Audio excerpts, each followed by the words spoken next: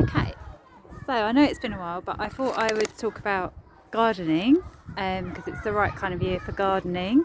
And I'm here in our allotment, our work in progress for our allotment, which I'll show you in a little bit. So, what we did was we had a really lovely allotment area just before lockdown, and then everything changed and it went into complete disrepair.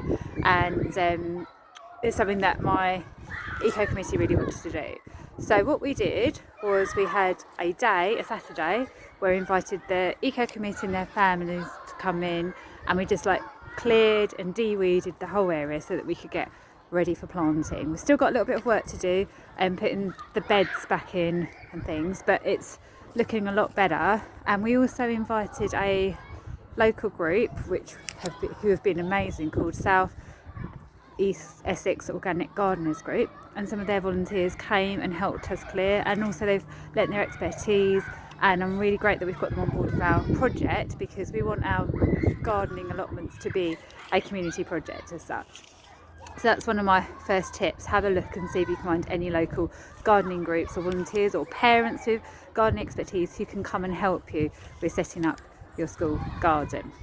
Okay, so I'm just going to turn my camera around to what we've got. So this is a little area we've got at the back of our playground, and these were the beds, but before we did the clearing there was literally just overgrown with loads of weeds, and we spent the Saturday clearing all of this so that we can get the beds ready. As you can see, we've got some beds which still have got the woods, they're okay, but these ones we've had to completely break down, and we're going to start again with them and rebuild it. So we're kind of at that point, and there's still a lot of work to go, but we've got somewhere with it, and the children are really proud about what we did. And that day also was amazing because we did that, and just the excitement, the buzz from the children for just doing de-weeding, like the creatures that they came across that we found in newt, worms, snails, and then we discovered that we happened to have spring onions grown, and they were so excited. They were counting the spring onions. I found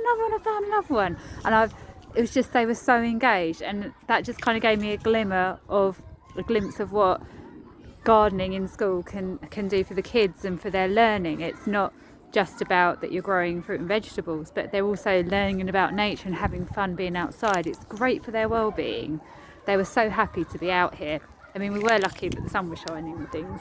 Won't be so much fun on a rainy day, but they loved it.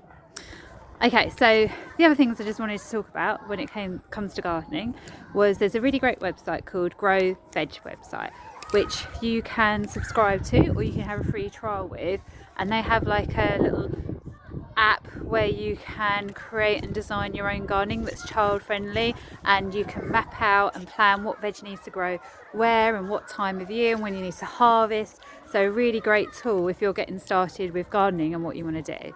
The RHS also has some great resources for schools, and they also have a risk assessment which is school friendly, which I used and adapted so for our gardening day and for any future gardening activities we're going to do.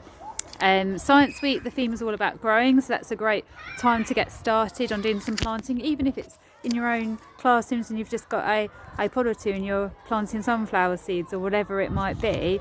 Now's a great time to get started on that.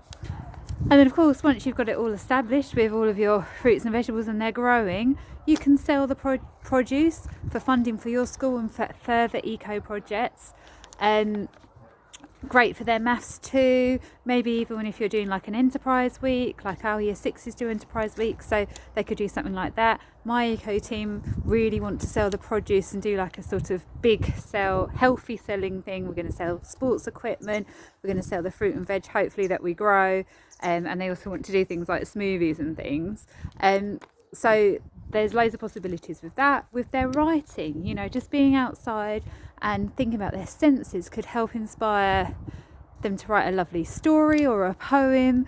You could even do a non-fiction piece about how plants grow or the process of gardening, maybe instructions on how to plant something. The possibilities for literacy are endless. And then the final thing that I wanted to share was the 5th of May is Outdoor Classroom Day. Well, what better way to get your children outdoors than by doing something linked to planting and growing, linking it to your science, whatever it might be. So there's loads of ideas there that you could use for outdoor learning and for gardening and getting started. So hopefully that will help you if that's a project that you would like to do.